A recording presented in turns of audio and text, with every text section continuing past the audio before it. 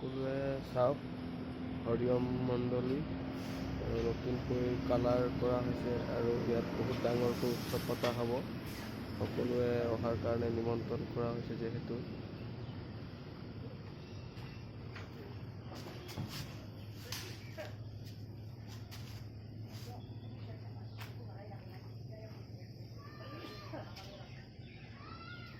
সকলোৱে চাওক।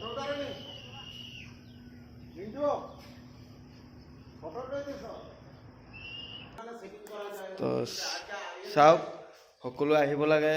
এইটো অকল হিন্দু বুলিয়ে নহয়, সকলোৰে হয়।